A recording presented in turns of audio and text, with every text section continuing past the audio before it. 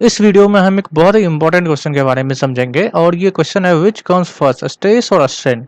Actually ये question कुछ similar लग रहा हो कि पहले अंडा आया मुर्गी आया, ठीक है, या फिर मुर्गी आया अंडा आया। देखो, I am not going into that. मैं बस यहाँ पे ये स्ट्रेस और स्ट्रेन का कंसेप्ट थोड़ा सा एक्सप्लेन करूंगा। उसके बाद आप खुद से बता दोगे कि पहले स्ट्रेस आया होगा या फिर स्ट्रेन आया होगा, ठीक है। आने का सेंस यहाँ पे मतलब ये है कि जब भी हम बॉडी में फोर्स अप्लाई करते हैं तो डेवलप्ड पहले क्या होता है, पहले स्ट्रेन डेवलप्ड होता है या फिर पहले स्ट्रेस डेवलप होता है, ठीक है। तो इस चीज़ को एक्सप्लेन करने के लिए एक्चुअली मैं आपको बेसिक्स बताता हूँ, उसके बाद आप खुद से यहाँ पे बता सकते हो कि पहले क्या आया होगा, ठीक है। जैसे यहाँ पे ये एक बॉडी मैंने लिया हुआ है और इस पे मैंने फोर्स पी लगाया हुआ है, ठीक है। अब देखो, जब भी किसी बार पे या फिर बॉडी में रेस्ट्रिक्टेड जब हो, वो रेस्ट्रिक्टेड होना चाहिए। यहाँ पे देखो दोनों अपोजिट नेचर का फोर्सेस है, तो ये ऑटोमेटिकली यहाँ पे रेस्ट्रिक्टेड है या तो फिर ये कंस्ट्रेंड है, या तो फिर इसी को आप इस तरह से ले सकते हो। ये यहाँ पे बार लगा हुआ है, ठीक है, इस तरह से ले सकते हैं।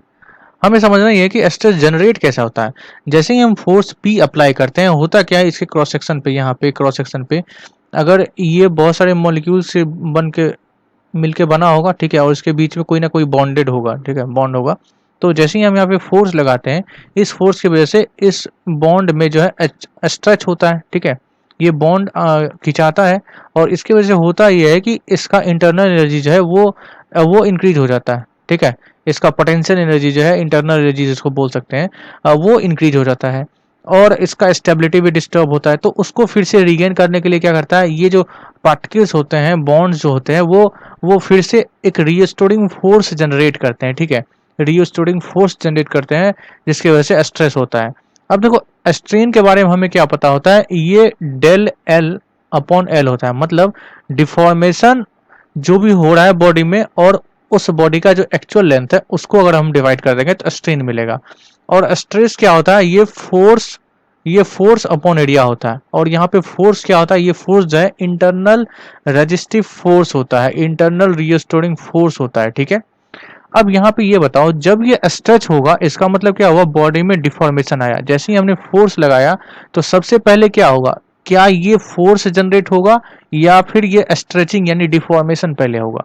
तो ऑब्वियसली जैसे ही हम यहाँ पे फोर्स लगाते हैं तो बॉडी के बीच में पहले यहाँ पे डिफॉर्मेशन डेवलप होता है, ठीक है। डिफॉर्मेशन, पहले डिफॉर्मेशन डेवलप होता है, जिसके वजह से यहाँ पे हमारा स्ट्रेन जो है वो पहले डेवलप होगा। और जैसे ही डिफॉर्मेशन डेवलप होता है, इस डिफॉर्मेशन को रिगेन करने के लिए, इस डिफॉर्मेशन की वजह से जो इस बॉडी का पोटेंशियल एनर्जी चेंज हुआ है, जो स्टेबिलिटी चेंज हुआ है, ठीक है, जो शेप इसका चेंज हुआ है, उसको रिगेन करने के लिए ये रिस्टोरिंग फोर्स जो है वो डेवलप होता है, ये रेजिस्टेंस फोर्स जो है डेवलप होता है। So I am very sure that अब आपको क्लियर हो गया होगा कि पहले स्ट्रेन आया या फिर स्ट्रेस आया। सो आंसर जो है वो ये है कि पहले स्ट्रेन आया एंड देन स्ट्रेस डेवलप हुआ। उस स्ट्रेन के वजह से ही स्ट्रेस डेवलप हुआ, ठीक है। तो hope you get it. Thank you so much and good luck.